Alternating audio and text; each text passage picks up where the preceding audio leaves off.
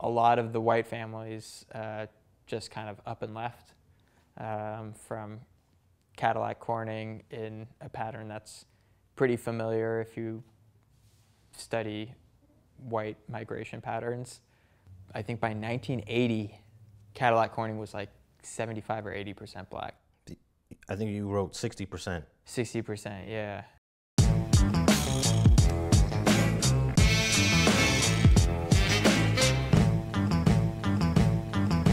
The Jewish people moved from Boyle Heights, like you were saying earlier, Boyle Heights, Fairfax, and then the West Side. It was almost entirely Jewish, like I would say in the 50s. And Jewish people moved all over the West Side for a lot of reasons. But the wealthier you were, the further west you went. There was a line somewhere that, if you made 30 bucks a week, you lived in Boyle Heights. If you made 35 a week, you lived in, this is, back when 35 bucks a week was a lot. 35 bucks a week, you lived in Fairfax, and if you made 40 bucks a week, you lived on the West Side.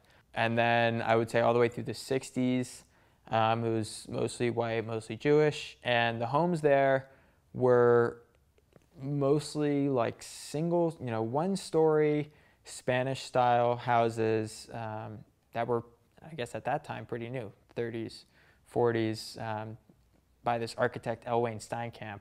I assume it was a pretty quiet place, it was not dense, and it only became dense in the 60s and 70s, basically as these Jewish landowners mostly built multifamily, homes on land that they had that had been either undeveloped or was formerly just a regular house.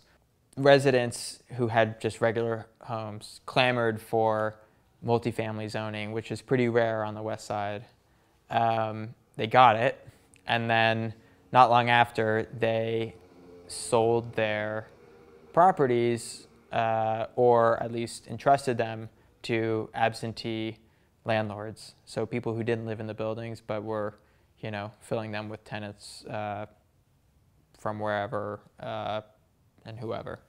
Now, the desegregation of the neighborhood came a little bit after that. In 1970, Hamilton High School was one of several high schools in LA to start getting black students bussed in from other parts of the city.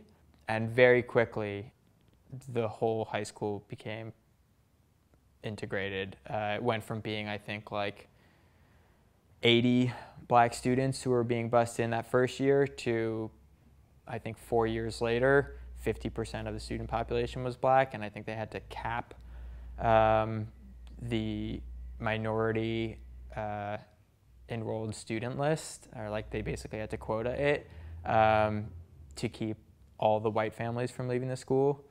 And at the same time, a lot of black families were moving to that neighborhood because they were getting jobs in the industrial sector on the West Side, working at various factories and stuff like that. So you had a bunch of black families moving into the neighborhood, a bunch of black students now enrolled at the high school, and a lot of the white families just kind of up and left from Cadillac-Corning in a pattern that's pretty familiar if you study white migration patterns.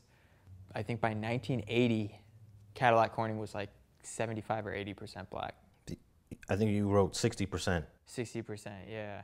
Now, you made a great point about the white flight, but you wrote that the Jewish population completely supported the desegregation of the neighborhood. Yeah. But then at the same time, once the community gets to a certain percentage of black, you see this white/Jewish flight, as the literature often refers it to.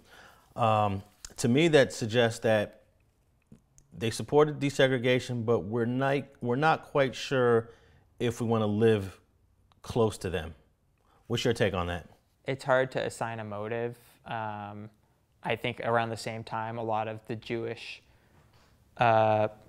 elementary, a lot of the Jewish day schools opened in the 70s, around the time busing started because of busing.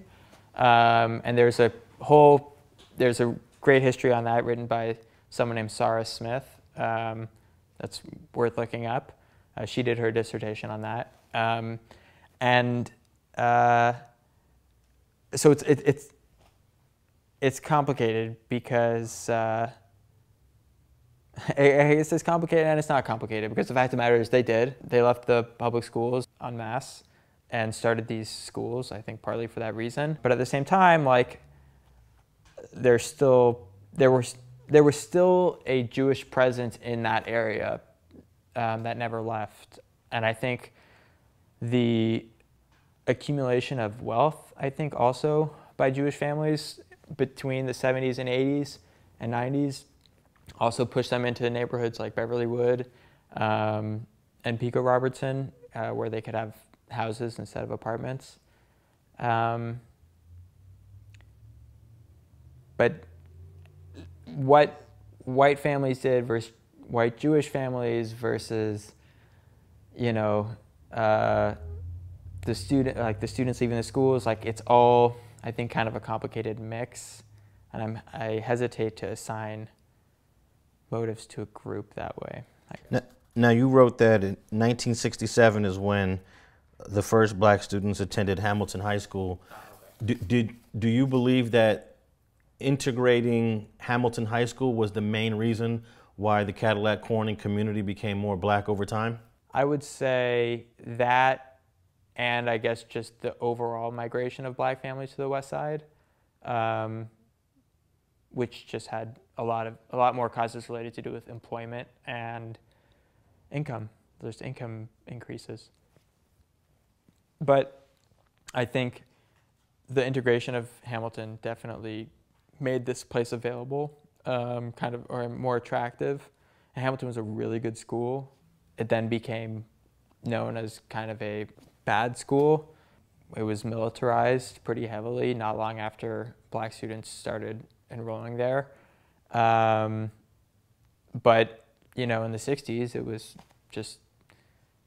an LA mostly white public school, and those were pretty good. I mean, I think one thing that you and I talked about over the phone is just how much the public school system changed over the last 50 years, from being, you know, a decently funded institution to being something that was the last resort for pretty much everyone who went there, or the only option. Thanks for watching StreetTV.net.